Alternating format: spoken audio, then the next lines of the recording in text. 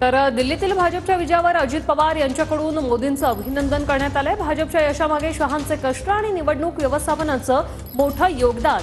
राष्ट्रवादीला अपेक्षित यश मिळालं नसलं तरी खूप शिकायला मिळालं, असं अजित पवार म्हणतात। दिल्लीसह देशातल्या अन्य राज्यात पक्षाचा विस्तार करण्यावर लक्ष केंद्रित करू, असंही अजित पवार यांनी म्हटलंय।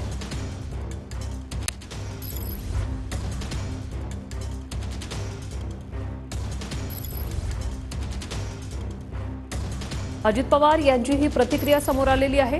भाजपच्या यशामागे शहांचे कष्ट आहेत, असं अजित पवार यांनी प्रतिक्रिया देताना म्हटलंय। राष्ट्रवादीला अपेक्षित यश मिळालं नसलं तरी खूप काही शिकायला मिळालं, असं वक्तव्यही अजित पवार यांनी केलेलं आहे। दिल्लीतील भाजपच्या विजयावर अजित पवार यांच्याकडून मोदींचं अभिनंदन करण्यात आलेलं आहे। दिल्लीत भाजपला 47 जागी यश मिळालेलं आहे, तर आपला केवळ 23 जागा राखण्यात यश मिळालेलं आहे। आणि या निकालानंतर अजित पवारांची ही